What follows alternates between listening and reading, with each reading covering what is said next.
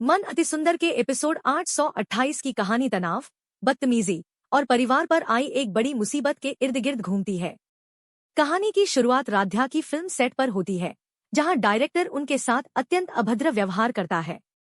वह राध्या पर अपनी जैकेट उतारने का दबाव डालता है ताकि दर्शकों को मजा आए और उनका प्रॉफिट हो सके।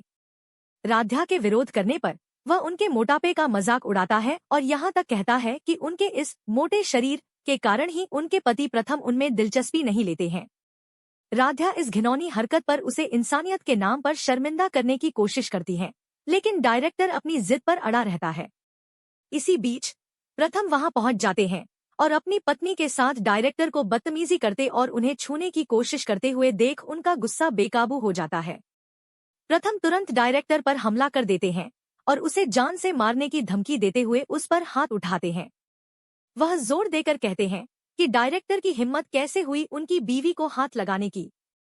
इस हमले के जवाब में डायरेक्टर प्रथम को धमकी देता है और खुद को साउथ इंडिया का डॉन बताते हुए मित्तल परिवार से बदला लेने की बात कहता है।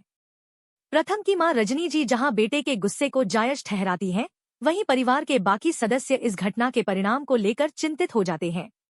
उन्हें डर होता है कि अगर यह खबर मीडिया में आई तो उनके प्रतिष्ठित मित्तल स्विच बिजनेस की रेपुटेशन पर बहुत बुरा असर पड़ेगा। प्रथम को भी चिंता होती है कि राध्या के फिल्म कॉन्ट्रैक्ट के कारण कहीं उनका घर और व्यापार नीलाम न हो जाए। तनाव तब चरम पर पहुंच जाता है जब दादी घर में आती हैं और पूरे मामले के लिए राध्या को जिम्मेदार ठहराती हैं।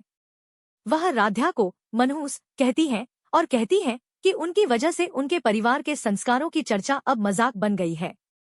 वह राध्या के शूटिंग करने और उनके कपड़ों पर सवाल उठाती हैं और यहाँ तक कि अपने बेटे से राध्या को तुरंत घर से बाहर निकाल देने की मांग करती हैं। तभी पुलिस इंस्पेक्टर प्रथम को गिरफ्तार करने का वारंट लेकर घर पहुंचते हैं। डायरेक्टर और प्रोड्यूसर ने प्रथम पर स्टूडियो को नुकसान पहुंचाने और अटेम्प्ट टू मर्डर का संगीन केस दर्ज करा। प्रथम पुलिस से भी बहस करने लगते हैं और आरोप लगाते हैं कि पुलिस ने उनकी पत्नी के साथ डायरेक्टर के अभद्र व्यवहार को जानबूझकर अनदेखा किया। हालात और भी ज्यादा बिगड़ जाते हैं जब राध्या इंस्पेक्टर से यह गुजारिश करती है कि प्रथम के बदले उन्हें गिरफ्तार कर लिया जाए, क्योंकि यह सब उनकी वजह से हुआ है। इस बीच दादी पुलिस को रोकने के लिए आत्मदाह करने की धमकी देती है।